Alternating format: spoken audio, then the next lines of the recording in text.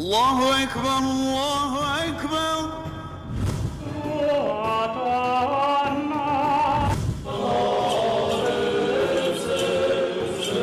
إلا نوحي إليه أنه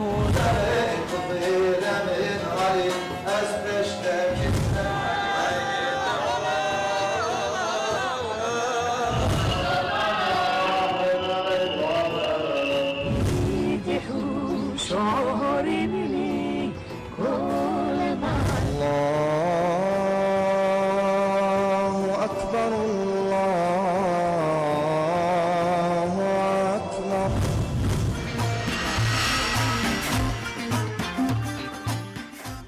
ji bernama bawerî dembaşvere temaşevanên hêja û delal careke din em di bernama bawerî de bi mijarekî nû li pêşber wene. Temaşevanên hêja û delal wekû berê me jware got her timî em di heftiya carekî bi mamosteyekî xwe û bi mijarekî pir girîng ji bona me we em biwerene. Mijara me vê heftiyê gelî temaşevanên hêja wê li ser mijarekî gelek girîng bê ew jî ji pirsekî minê di jiyana xwe de her timî me ev pirs kiriye mijarê me ew bê gelo ola îslamê ji bona kî rehber e yanî rêya rast nîşa kî dike ev pirs bi rastî ez xwe bi dehê salan e temenê me gihate belkî ser çilî ket ez her timî vê pirsê dikim çima ev umet ev xelq rast nekir û ev pirsgirêkanê her çû kûr bû. Mêvanê min ê îro dîsa bernama berê de mamoste Ayetullah Aştî bû. Mêvanê min ê vê heftê jî dîsa mamoste Ayetullah he. Mamoste ez bijin tu bi xêr û selamet hatî ser û ser çavara hatî. Mamoste wek destpêkê jî min got bi rastî ev mijar ji min re pir girîng e. Dixwazim hûn ji temaşevanê me re jî îşallah zelalîkî divê evê de divê dema ku ji me re hatî veqetandin de hûn bikin wê gelek baş bê. 1400 sal e ola İslamê hatiye. Yani heta dikarim ji va olê dî jî bikime navê lê em ê ser ola İslamê tenê bêjin. 1400 sal ola İslamê hatiye. Bi rastî yani ez vê gotinê bêjim belkî giran bê, belkî tehl bê wek we jî bernamekî din de jî carkî we got ez û insan pir şer dikin û mela û gazinda dikin ji me jî dikin ez xwe jî dibînim yanî rehbertî ji vê umetê re nekir yani ça bêhna nekir ê ku kirine ê ku ji xwe re rehber qebûl kirine û êl pey çûne ferdî olarak em wat tenzîh dikin ew hene elbette dîroka İslamê de insanê ku li gora olê kirine hene lê bi awayekî em bêjin bikaribin guherînkî bêxin nav civakê bi awayekî ku bandora xwe li derûdorê xwe bikin ev ol nebû rehber ji civakekî wisa re çima ji ber ku em bala xwe di dinê dîroka İslamê hemî her temî şer û qirên û xirabî û nebaşî ma eceba ev olê nekarî va insana yani tedî em bêjin ola İslamê rehber eş kî re yani ez pirsa xwe hava asla kur min dirêj kir lê belê kurtaya wê ola İslamê rê nîşa kê dide kerem kes Bismillahirrahmanirrahim. Binavê Xwedaya Rahman û Rahîm. Ez karim wiha cewaba suala te bidim bi ayeteke pîroz Xweda dibêje Azze ve Celle estaizu billah di sûretê Beqer de ayeta ewlî de Elif lam mîm zâlikel kitâbu la raybe fîhî hude lil muttaqîn. Şek ve şüphenîne got ev pirtûka hana hidayet rehberiye ji wa însanê bi rûmet re. Yani ez dixwazim temaşevanê hêja divir de nuqtekê bên mezman malûm e gelek kelîme hene gelek qewrem hene li gora mijarê li gora zamanî li gora zemînî li gora astê li gora ew ê mane li wat dikevin. Mesela em bêjin bi kurmancî weke aşitî pir mane lê dikevin yani. Îce teqwa jî kelimek ji wa kelimê got Qur'ana pîroz da li gora pêşî û pêşiyê li gora ortemê gelek mane lê dikevin. Pir baş mamoste ev dîroka İslamê de em teqwayê ku derê dinêrin heta aniha tirs mane kirine گوتیه متقین ایش خودت ترسن اف چکی راست بخوده از بچوک بوم بله. از چوما جامعه از بچوک بوم چوما جامعه بلکه جار ندیجی آنی به زمان يعني يا ربي معفو بكن نبي نجبو مقصد الرياكارية از بيجم ناي بيرام قوم الميج نكر بله يعني عمري مجيانا مقو من الميج نكري تي بيرام وقت قو السنة كرم تي بيرام يعني ناخذ جيانا من قو من الميج نذكر ناي بيرام بس سنة بنام تي بيرام يعني وكيدي تشتك ناي بيرام يعني إجا معلومة بتشونا جامعة بتشوشك بونم زاروك بون ملات شو سر جامعة تقول يا أيها الذين آمنوا اتقوا الله قال لي وا إنسان مؤمن جو خدا بترسل أزولو شخرم تقول يا ربي والله ما دزيا خدا نكريا بستاني خدا تعالى نكريا بوي عقل خويا زاروكي زاروكي خويا زاروكي أبدا غريب أبدا دهات أجمرة الله أتما بترسم يعني مامتي ما بترسم ياو برا ايجو ظلمي دكن بترسن ايجو دزيه دكن بترسن ايجو فساديه دكن بترسن ايجو تعديل انسان دكن بترسن ايجو ما في انسان تخون بترسن ايجو حق انسان تخون بترسن يعني ما بترسم يعني ما مشكلة بترسم يعني بكرتاي خداجي وكا ظالم كي نشان ددن نوسا بودا بودا قال كي شاشه يعني برا انسان سجدار بترسن امتى سجده كريم ما از بترسم يعني إجازبوي أواي تعلمي بسيكولوجيا دا تشتي مرف جيد ترسي مرف دورد ماشي بله مرف نزيك نابي بيجو ما زيج تبرتشكي بالكيشكو ما مستاج بنا وي إنسان خود دور كرن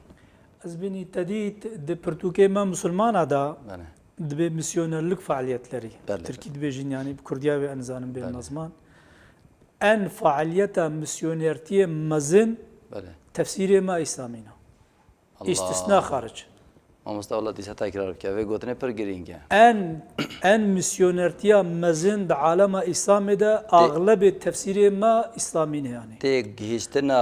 مفسرة تيجهشتنا قرآن كوشيرو فكرين أو شاشيرو فكرنا و مسيونرتيا هري مازن تتبجي أبا أحس بيجم أبا يعني أسباجي كده تبليتات بمام يعني الرهبرتيا فيتشتي كرنا يكجي دليلام أبا بله قول تمام تفسير ما إسلامي بنرا آن هاج صدي نوت وقتی گو ام دبیجن طبی تماشاوان بلا غلط فهم نکن بله قال لك تفسير ما هنا قال لك سيداي ما هنا بله قال لك شيخي ما هنا قال لك ملاي ما هنا بله جبو اولا اسلام جبو دين اسلام جبو گو راستي گوتنا جبو گو حقيقت گوتنا هاتنا شهيد كرين كوشي حجرادا بس نافي وانا خباتي واجي ناش ندرك هذا نافي وانا نكت يديروكي يعني ابنا مجارمه از ناخذ مدفرد بين مزمان يعني وقت يقول ام دبيجين ام قالت تشتم موجود تكن ج تفسير ما ج سيداي ما ج ملاي ما ج عالم ما ايجو بسلطانه رابونا رونشتنا پسنه سلطان دانا بله. سلطان رخنه نکرنا بله. وكإيرو أو بونا ديروكا إسلامي بله. مثلا از تشتكي قل كي بسيط بدم بله. تشتكي قل كي بسيط يعني إمام حنفي بله. سلطان دونماوي يعني خليفة إسلامي جرى قوتيه ورا ببا يا عباسي ورا ببا قاضيه من بله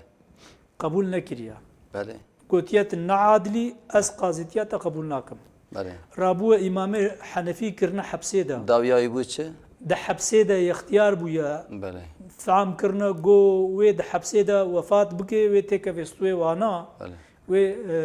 تهمت دار ببن ويش حبسيدا رخصنا وي سرقوني مدينة منورة كرنا بريدة وفات كريا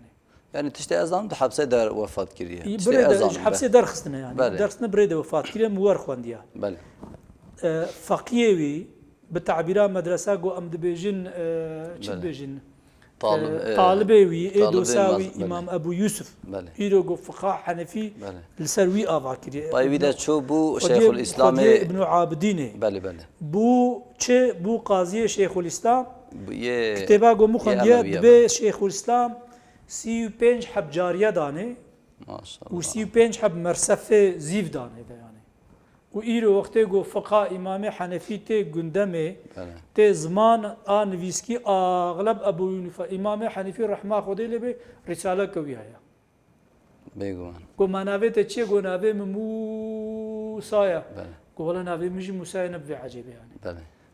امام حنفی فقیل رحمه خودی لبه و ایوه کوی رساله کوی یعنی حیاتا خود بر ولا اسلام دایا اما فقیه وی پیوی رهاتیا بویا قاضی خلیفه اسلامه و کیف وزوقا خو مشان مزه بره من اف گوتیا مجی رخنه خوریه مزه گوتنا و بو تصدیقش گوتنه منه کو ویره مگو اف فقه کو حتی انها هاتنه جی لسر ناوه و عالمه اتیکتا والی دانش بو قیمت کی جره بستنن بله نه گوتنی وانه امام حنفی بخواه يعني روشن بيره كي سرخوره ها ازبني روشن بيره كي دبي بيج بيفيد كشيني بله امام احمد بن حنبل دشي جامعه كي بله زمان بره بو يعني بله. خطيب خطبه خوني حديث ان هنا هتا بيرام حديثك جو احمد بن حنبل روايه نكريت بيجي بله احمد بن حنبل جدميني بشتي اوي بله سكن البندا امام جرد بيجي بفلان كاس سلا انا شاش معاناه بيجي شو مصري معاناه دبي احمد بن حنبل زانه بلكي احمد بن حنبل محدثه يعني بله دناف هر چهار مذهب هذا ايه محدث اوي يعني مور خوندي يعني بله اجد بيش خطيب رد بيجد بتا لسر نافي احمد بن حنبل حديث خوان بله وفاز احمد بن حنبل ومهام حديثها نقوت يو هيام جنينه بدش خور برده هر لو مشتبه في الدنيا ده احمد بن حنبل نينن نيفي دنيا افضلت باورنا كي بيبي منطقي بله نا اخي ابي منطقي مناقنه تدبر يعني بله جبوي اواي ما بشكي مجار بلا كر ام دفقرن نالام تخازن ونسا مجرا خاله بله هنگي وكي وغوتي گوتن دكشن امرو تخازي گره تشتاب بيجي براستي يعني اف زياده تخاز مرو سر بسكني او عالمي كو واد دستلافدار ظالم خستينت حبسه و اشكنجه واكرين و چوا هلن فكري واوري لبله دل امام حنفي دينر پر فكري مكمل هبونه اما نهشنا بجنمه اخي بالصدا سيداي ما عالم ما وكوي هنا بهزاره هنا يعني بله. نقول مثلا مينك لسر ويدا يعني ديرو كده بيدان كرنا بله يعني افانا برتوكا ده هاتين ويساندن يعني دو كتابه ده هاتين ويساندن مش كتابه خونديا وجب حزاره ايجو نكتنا كتابه ايجو نهتنا ويساندن يعني مينك ده يعني بله عاليه مخالف فاداتيه مخالف جي هتمي اقتدار او بيدان كرنا لدي ساجي مرف کو باش کده کی بده مرف کاری خواب گهنی وا یعنی امام حنفی امام کی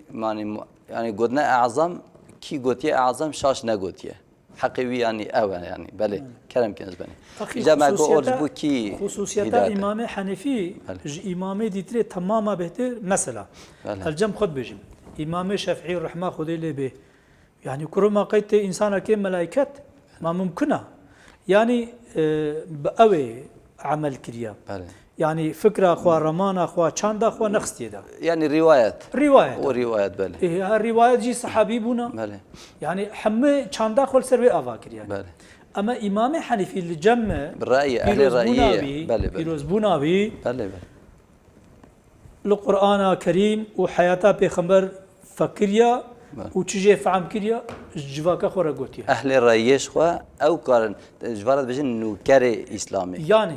نوكر بله ذاتا عالمتي أبا يعني بيشيفانتي أبا يعني بله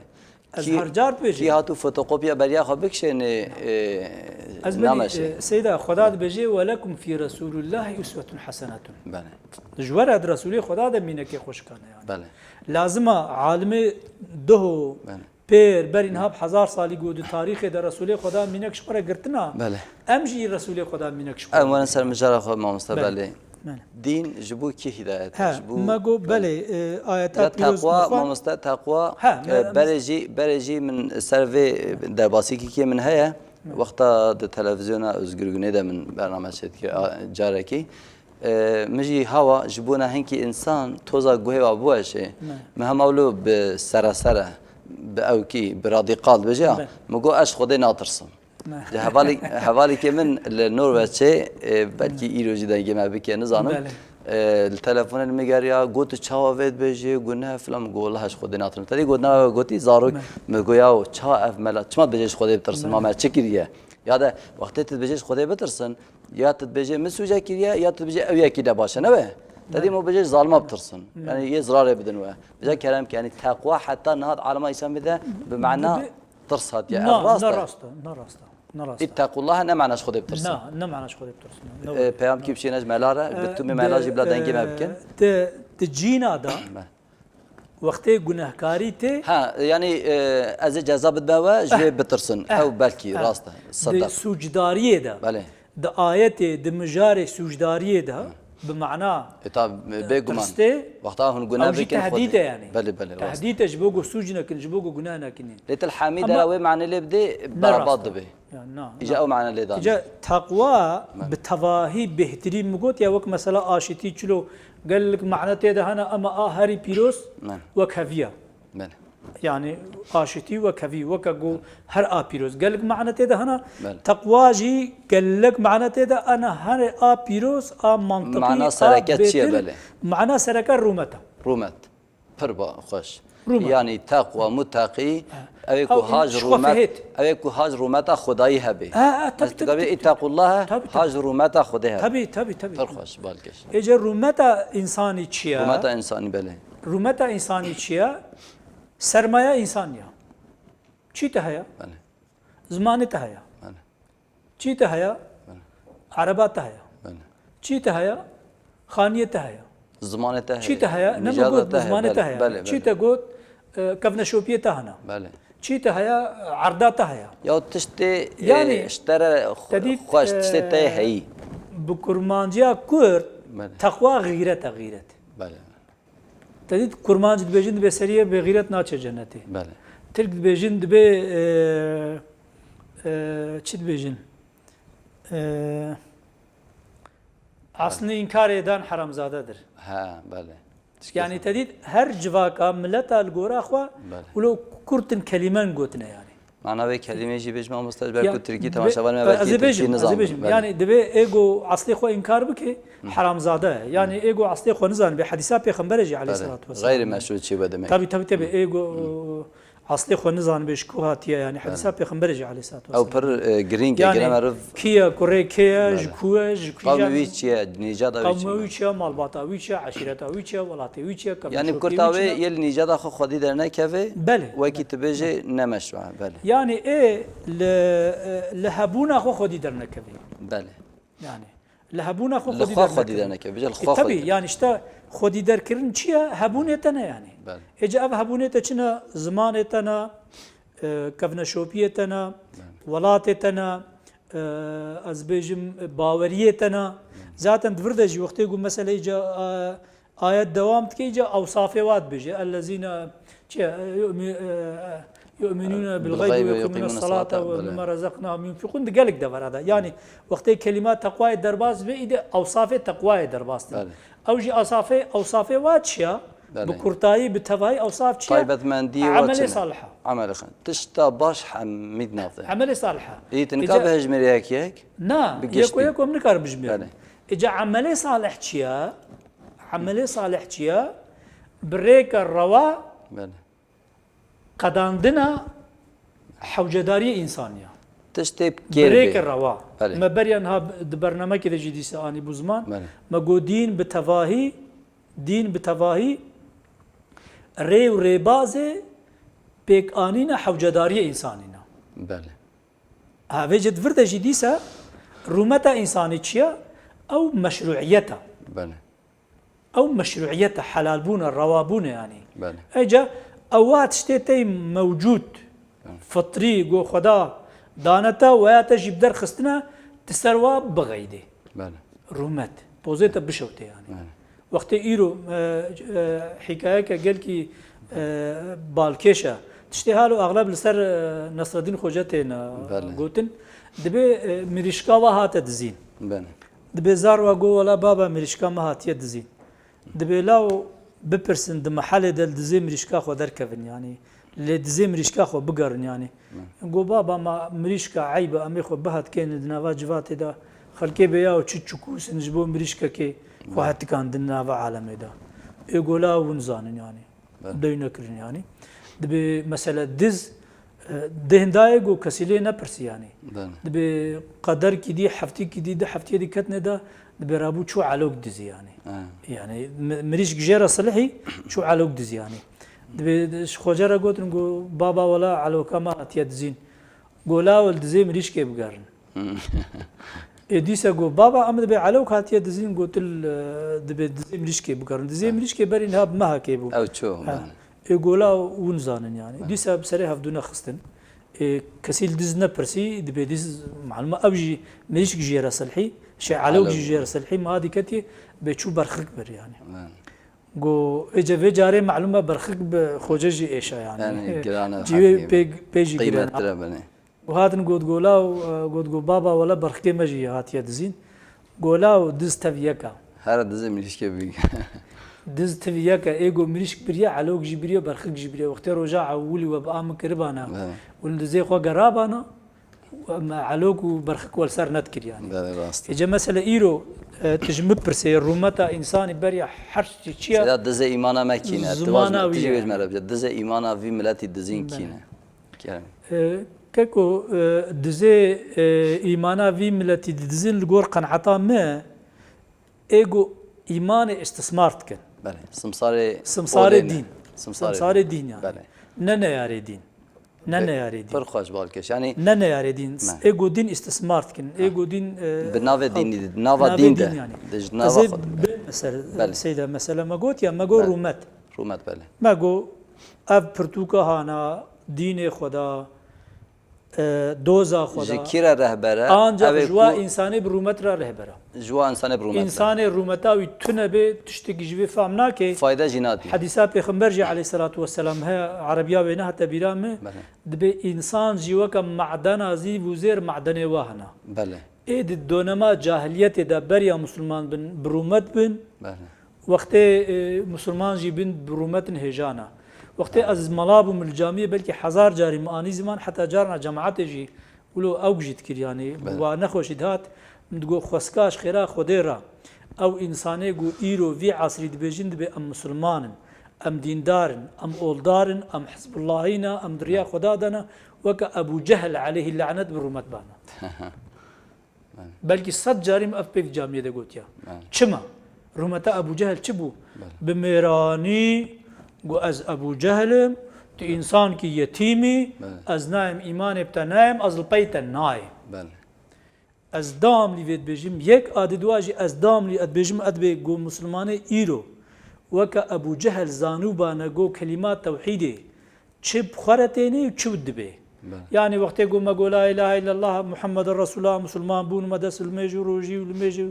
وسائر مچون جامعه مدس بكر لازم ام چه بكن ام چه نكن بله ابي والله اغلب مسلمان ايرو مسلمان ندو يا مسلمانا بله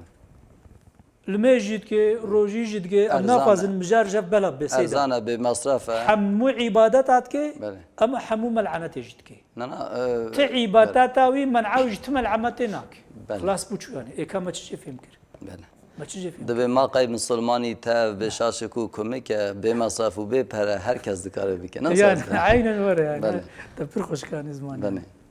ادي جي وجه تايدا و ايتي بله تديد بلكي تماشاوان و هنك سيداي ما او بيون واي ور بله مشكوتين بله مشكوت تايدا ونا دي سجي يعني مش بخنا بجي ان هذا القران يهدي للتي هي اقوم فرخوش تفرد فكري تمام مآل تركا بنرن بله از قوبيا كي بدم قران مآلي نقطه قوم بله لسر انترنت هيا بله نزكي سي چل مآلي تدهيا بله اغلب و مآلا اقوى مو تعبيرا ونا ديسا بمعنى اردم تركي اردم دبج المعلومه مجبوق رومات مآلي كردينين لسر انترنت جبولهم قلت يعني اردم ديسا تشيا رومات بله يعني قرآن هدايته ببال رومته به رومت كارافه هداية جوا إنساني بالرومترا برومترا بله أو إنساني جو رومتاوي تنبه عصليوي تنبه رومتا خو خودي درنا كبه تشتكش قرآن فهمناك يعني جرا يعني تديب ريجي نشان ده بدش خو فديب كياو بله ما تشخو بافي خو فديناك بله إنساني يقول يعني تريد خلاص. حديثة بيغمبرة بله خلاص عليه الصلاة يعني. والسلام بفيزا لم تستحي فاصنع ما شئت بيقول. وقت تفدينا كي تشبكي تبكي يعني راست. تدي جواكا مجد بيش بافي خوفيت كرو بله. ها فهتي تشيا رومتا مرة يعني بله. ها بيجي تبي أوصافي رومتا أنجح برنامج كدي دو درجة بين نظمان بله. فرت بكرتاي أمي بيجين يعني إن شاء الله. يعني إنساني برخو نكفي بله. إنساني برخو كتي جولا إسلام مجد تشتكي فهمناكي ها بيجي دفردا مرف كاري بيجي بيوا قلت سري آني بله. يعني معلومة قال لك استثمار جهاتية كرين بله. فقط القايوة استثمار راستي جهاتية قوتن بله. هايجا شما تأثير إسلام السر جواكي نهاتية كرين بله. بلاقو إنسان برومت بونه يعني إنسان يقول برومت بون يعني از منك كخوازا روكي بيجم يعني بله. ام جوندكي تشونا جوندكي ام سحبون ام بكرتاي بيجن اجا مثلا الوات كرنا بستانه بون ناف رزبون دغورن تري ببن ورن باتيخ ببن زبش ببن از قالكي بچوچ بوم جمرانات قوتن كرخالكي مجمو مصدر بو جويرت قوتن دغو فلان كسو هرا نتشو ام جوا درباس بون شو كتناف راز يعني كتناف راز يعني اجا دغو كرو غزب التبو جامرات بورن تري ببنت ناچه جامرات بورن زبش پتيخ ببنت ناچه وجت تكيفه ناف رزيد زياده زيته تاني نگو هو ونزانن بي افچ خوشه باور بك اب خوجي ما افديتيا ونزانن بي افچ خوشه طبي هنگي ازارو مفعم نكر اما بشترا حياه ما فهم كر هايلو جو قلبي انساني عينيا وقتی گناه کیت که نقطه کلید کفی وقتی گناه دید که نقطه کدی وقتی گناه دید که حتی قلب جعینتی درد کفی يعني وقتی گو قلب جعینتی درد کت ایدی زوقش حلالی ناس تینه ش حرامی دستینه امزارو کید کما ایرو اوه بستان خدا عینی حوالی که مجلس گو از دارا خو خلاص بکم از تبي بخم گو تر نخم گو حتی از نجم هنار که یاد زیه نخم گو از راحت نام اشتاف يعني اشتاف رومتا انسان يعني او انسان يعني demek وقتا او که انسان خرابو فطرت انسان وقتی هاوینی انسان خرابو داری بجن کیمیایی خرابو کیمیا فطرتاوی خرابو کیمیاوی خرابو ت اوا قرآن جيرا نامنه که قرآن جيرا نابر رهبر يعني قرآن جوا انسانه رومتره رهبر وانا او جي سود دگرن او جي کارت کن يعني او يقول ترومتا وانا به تعاصلو فصلي نبه ت فدياوي نبي تدي جواك دلو يعني جوات ده هنك انسان وقت يشتغلن دقات تكن جو كثير حسزنا كن يعني بله هنك يشتغلن مالا خو دنجوات شي تمام محل يعني بله بوشي يعني مرات كاري هواجي بيجي سيدا هدى للمتقين اوكو بخوازن بكن ريا راسي مرات كاري بيجي بيا واجي معنا بكن صحيح نش خوزاتن وقتی گو هستا داخوازی نبه مگوت یا بله مگو مثلا یک المالت پیوی دنگی خوب سر محلت خی تدبي وقت رومت هبه و داخوازی هدایت تجاه رومت بخوا بله او فدیه عفوا بله او رومت او فدیه يعني بله شخو فديت كي يعني بله او مافناسيه يعني بله وقتی گو او رومتاویه يعني وقتی گو او تنبه يعني او فدي تنبه شوي برومته يعني وقت رومت نبي او داخوازي شينابه يعني بله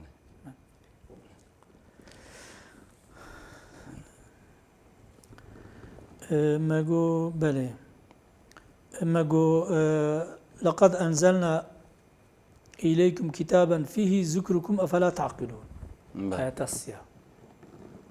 ما جوار برتوكا كشيان ديا دويدا بحثواتك رومتا وهايا دويدا حوجداري وهنا دويدا قالا وهايا يعني دويدا بحسابات كي ما هون فهمناك ما هون نابين بله اري يعني افلا تعقلون ادي اذا قران برتوك هاتيا جبو قالا مبكي نقلا كسيدين يعني وقافاتي مقوت يعني ما قو امام حنيفي الرحمه خذ اللي به راشتي قراني وفكريا وتشجي فهم كريا وجوا كرا قوتيا رومتا ما إيروتشيا سيدالار ما عالم ما تشيا رومتا ما أفا قو أمجي وكا قو إمام حنفي وبحزارة سيدالار ما كرنا طبي ابناي ومعني جو ام كاسي ناكي. جي سيداي خسود نقرن بلاو غلا نوي فهم كرن نتحدى نقول ام ون- سيداي خو بافج ندراها بله، نبراو نوي فهم كرن ام سيداي خوجي بخونن ام ديروكا خوجي بخونن ام تاريخا خوجي بخونن فقط ام راجنا قرانا بيروس دچ استه دبي زانبونا ما تشبه علمي ما تشبه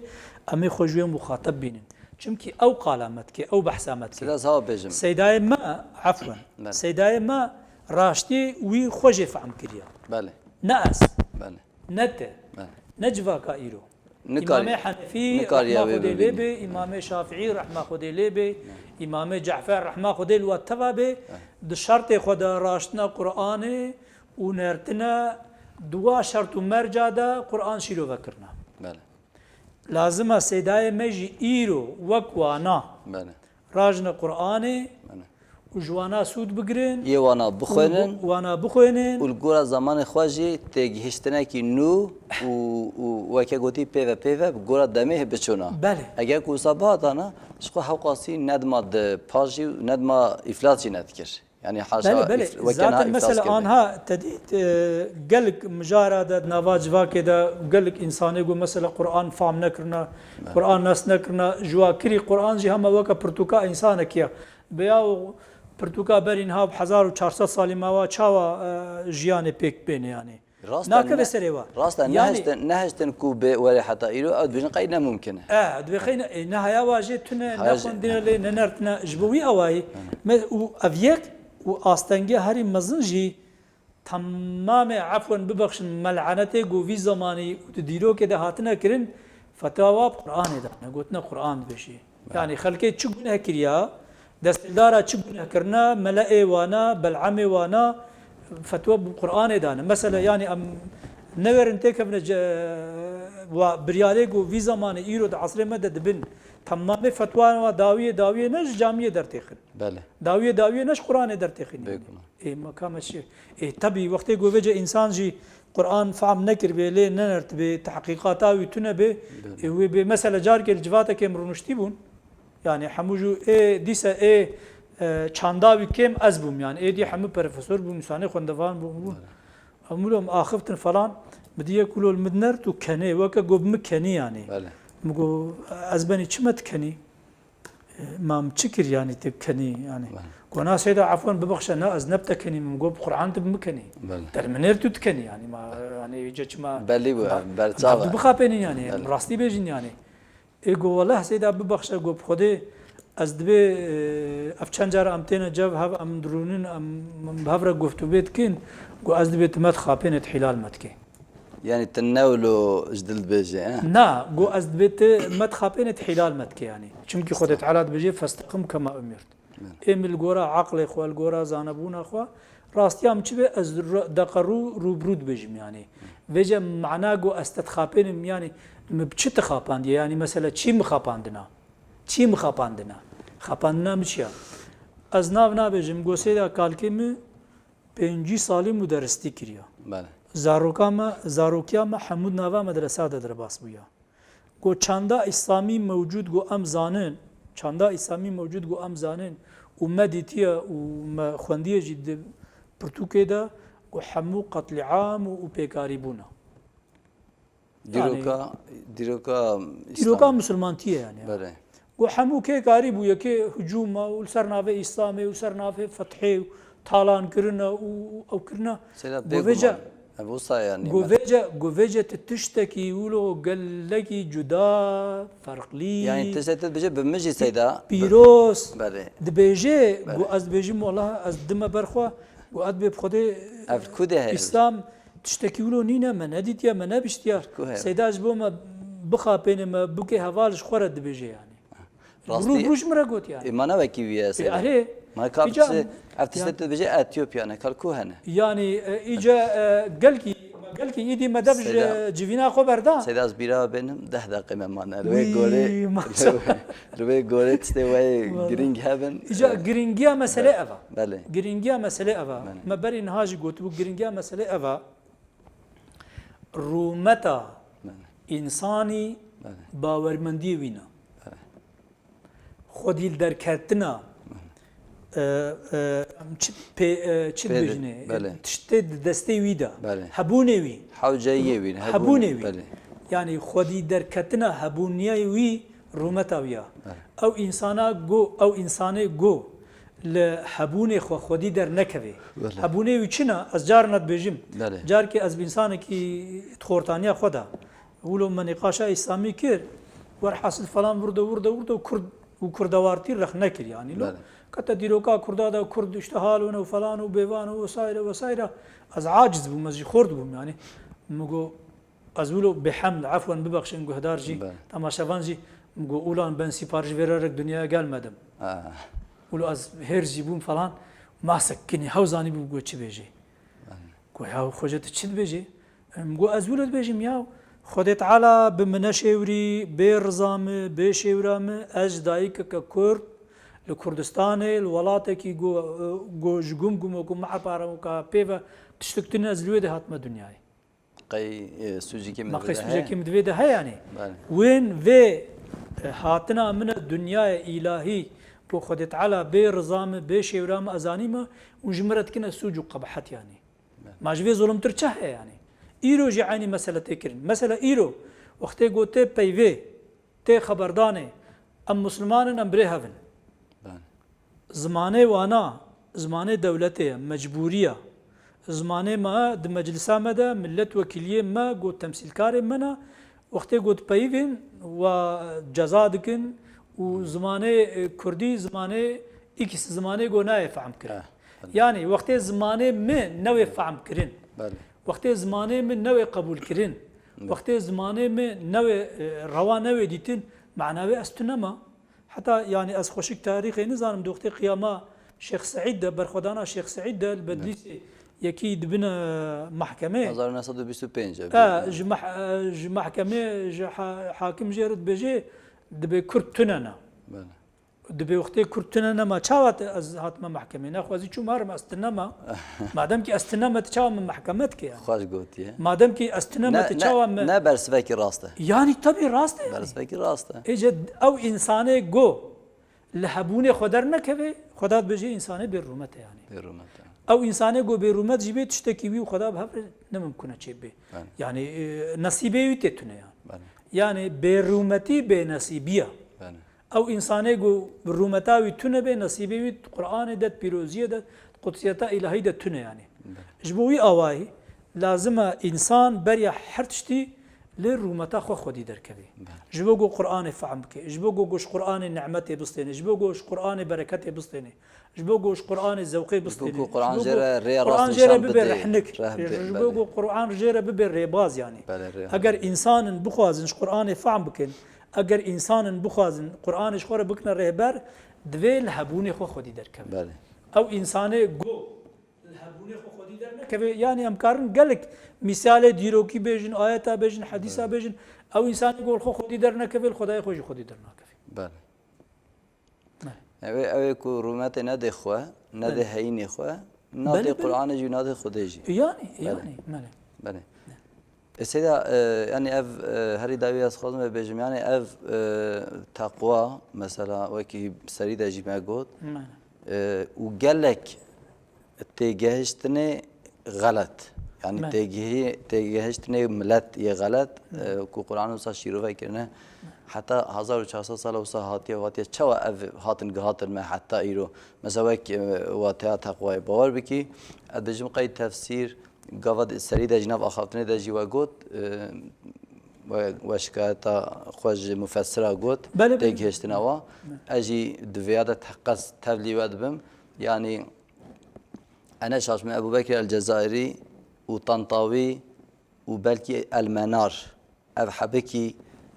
بيجفرونه اف استثناء اذكارم وابجن بلكي لا خواز نوي انسان بيجن ما بر ليكولين ناكريا بلكي هنديجي هبن ازنق هاتبمي يعني بر نادر خارج ابدي حمي وات اشتغلت بحفر انت بيجي فوتوكوبي هف كرنا چاندا اسلامي بله لگورا میجی سردستیه بله هاتیه مشاندن ها لگورا میجی سردست لگورجا میجی سردست هاتیه مشاندن بله çandaka var hatiye çekirin. گوری مجی اقتداره Tabii tabii iktidar tabira ile go ambejin yani. Bəli. Yani magot ya magava de got. Yani mesela matbaa de desteği iktidar edene. بله Yani vakti iktidar biryar ne de. Bəli. Tkare kitaba ke derxi. Mesela min 20 sali Pirtukhaneti kiriye. Az biçan İstanbul'e min Pirtuk bani nana. Mi fatura vad bri fatura li mi Pirtuk tanin lo. Tani merdine hatta hafti ke وقتی گو عمبار بون هنگی وقت آنها قرق و جدر نکردن چاوا عمبار جمره هات پیره بنیف ساعتی تدید پلیس باسخنی دکانت کردن دهاتن دگو اف پرتوک قدخه اف درگی قدخه نظام ایک کووایم فاتوره خوانیا بله فاتوره ما هي ما وقتی گو چمال استانبول فاتوره از دگرم نه قدخه لبلت مردین قدخه مردین قدخه. چما سردست مردین استانبول نه یک yani ev der Valatı Kurdistan'ı bu, Aha Kurdistan'ı bu. Yani müjek ha bu, lüvedri müjek gidi ha bu yani. Cevap ve polis abi bir bana. تشکی پر بالکش گوستایده Ve polis abi bir bana pişte hafta gidi ve hakim gazim kır bana. Ve vece ifade bu kaçma ta Türkiye kadakhanine, tekrine, tefrotiye falan. Ece hakim dua zamanı 1908 hatta 2000 دوی dönemde. Ece hakim aciz bu. Bu car ki hangi aciz bu? Bu evladım ben senin savunmalarını almaktan bıktım. Sen gidip gelmekten bıkmadın mı? Bu hakim bey ne yapayım? Golave men. Daha da dkaneci insan ki oldar bulmuş dükür yani. Golavo. Ez gırtına savunmayı da batılayım. Matış çunuhatine ne batılayım? Bu ka az çıpkim. Rekeşanim da. Gorya vena lvi walati berya tişteki bike te çil bejne. Türkiye ve nad be kitabına uydur. بله بله قلفنا uydur. Be kitabına uydur. Emgo hakim bey mazı çavakim yani. Az kitaba ve ava şfatore peştir kitap hana yani. Şfatore ave tenim nay kabul kirin yani. سیاست تشکی پر بالکش کو دوام ماشی نما اتخاذ مهمال وده بین زمان مادامی تانی سر yani براستی ولات وقتاندنه شهر برینجی های مجمعتنه هم فرقی دنینن مثلا آنتالیا تشوی داری پلیسی و داری تطبیقی آمده نه یکن شخص تطبیقی پلیس دولت جدا نه یه و داری جامعه مرحمت وظیفه خود کن یه و داری وکی گره هارن لسر کردا وکی گره هارن لنوا آمده آلین ترکیه و نه سر و کمار لسرن النوا هتایی وینه آتاتürk bun. Mugu halal mugu vana perçe kerine u ha mecmetine kerine kanton ji ha mecmetine. Az ben idmiji de baş idmiji de perçe kiriya. Bale. Idmiji de anha mesela ma tişteki mijar ka siyasiya. Bale. Vana idmiji de perçe kirine yani. Bale. Seda godna khoya davi و امی بدایل برنامه بینن هری داوی هنچت خوازن و داخوازی ما پر کرتاسی داخوازی ما بریا هرتشتی سیدالر ما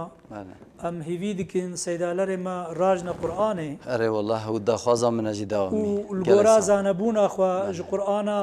کلام خدا چی فهم دکن جواکا خوره بشه خو باش پرورده بکن اول دوباره جوا کره و الگورا استا خوی یعنی داخونا ما اول ابا داخونا ما دیجی جوا کر ام دبیجین جبو مرف مسلمان کی باش به نحو جه مرف پروفسور به مرف برنامه بریا نها مگو او کسی گو پیشا طمایا خو بگری خلاص بو چو هر تشتی صافی دعوایا ما جوا کی جی گو لما في خو خوی درکبن ما في وا هایی موجود د دسته واده چیا ما في رومت برا نبه مریشکا برا نبه مریشکا برا المریشکا خو خودی درکبن انسان المریشکا خو خودی در نکبل ولاتی خو خودی در نکبل بله گله صاحب مالا و آواز پاسیوات کم براستی دمکی خوش مبهر در باز گرز باورم و هفی دارم تماشافان جی عجبان دبن و ممنون مابن چونکو جواتا و بجم قی نوع عجبان دن نپیکانه مالا و آوا ما هون راحت کردن بله تماشافان هجا شیروا به مامستا آیت الله اشتیره ام سر تقوای ما آخوین یعنی که قرآن پیروز رهبرش بونا کی هری داوی کرداسی رهبره جبونا ای رومت دار ای کل رومت بگره رومت بخوازه قرآن پیروز جبونا و رهبره جبونا هر کسی نه رهبره کرداسی ام وی بیژن ام گهان داویا برنامه خواه حتی نمیجاره کردن هون شاد و بختوار بن بمنند خیر و خوشیه ده الله أكبر